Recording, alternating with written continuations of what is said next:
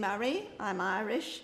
I've lived in London in Wandsworth for 52 years, and some of my poems have been written in and around Wandsworth. Right, I'm going to start with a poem I wrote as a very young child called Fairies. And I was obsessed with fairies as a child, but I didn't believe in them, but I wanted them to be real. And my grandfather used to try to convince me that they were. And so this is the poem that came out of my childhood about fairies.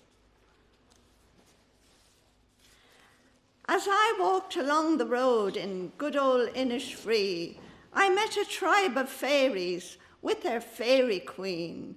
Their robes were green and purple, their dresses crimson red, with golden slippers on their feet and crowns upon their head.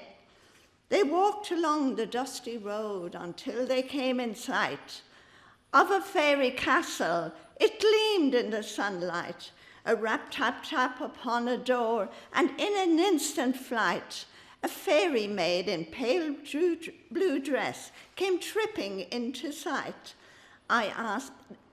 She asked the fairy queen inside to eat and drink and wait until the fairy leprechaun had fastened his fairy lace. Long hours passed until the door opened again, and out onto the dusty road that triumph came again. I followed them for miles and miles, and the hills were very steep. From one of them I tumbled down and found I'd been asleep. That's the fairies. I'm getting a bit hoarse now.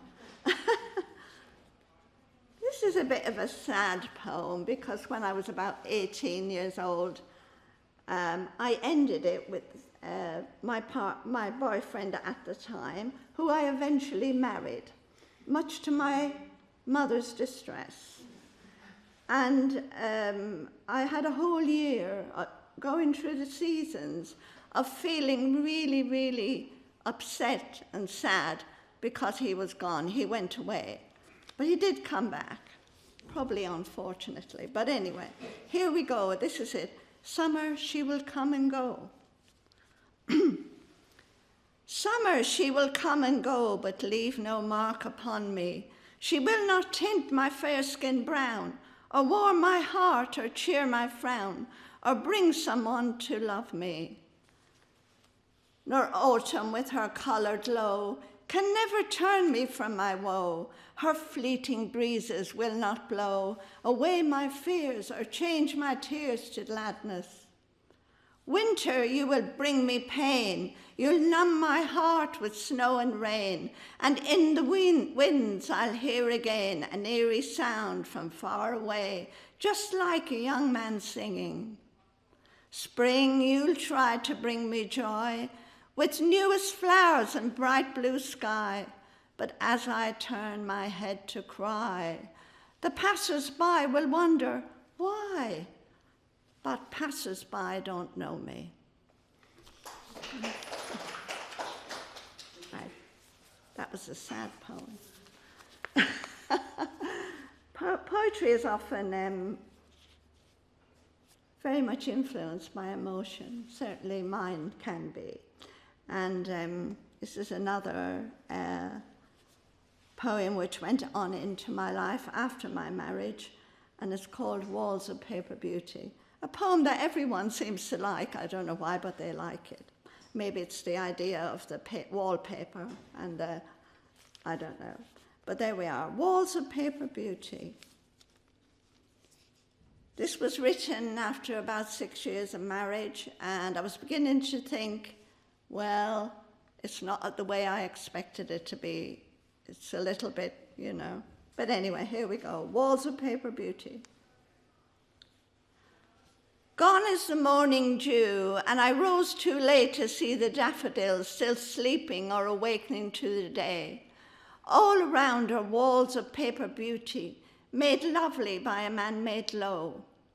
If I could wander on a winter morning, singing down along a country road, I'd never feel the cold.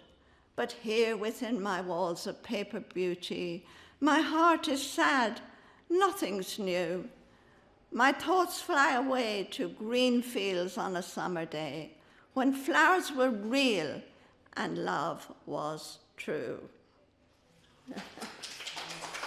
It's my walls of paper beauty. I may not be able to fit in enough poems in my time, but I will request one of the poets over here who have so many poems to fill in for me. All right, so here we go. Here's another one. I love nature, and I believe that nature makes us all very happy. We just need to go out and enjoy it. This one is called, I love the sound of a bubbling stream. I love the sound of a bubbling stream, all its ins and outs where minnows gleam. Behind the sparkling water flow, as darting in and out they go. I love to see the river flow beneath a bright and breezy sky, where weeds and nettles edge the way, while overhead the soft clouds fly.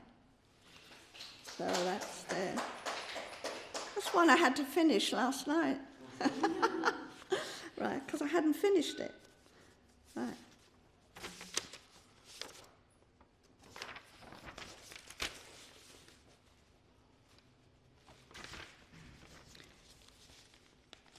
This is the thing that I believe everyone should do. If they're feeling a bit sad or miserable and life is not going very well, they should look back to a time when things were happy. And that's what this poem is about. It's called Look Back in Memory of a Happy Day, and it's only short.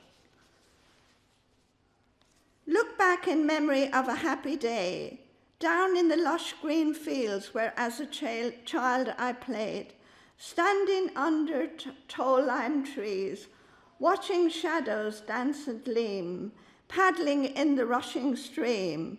When life is sad and skies are grey, I look back in memory of a happy day.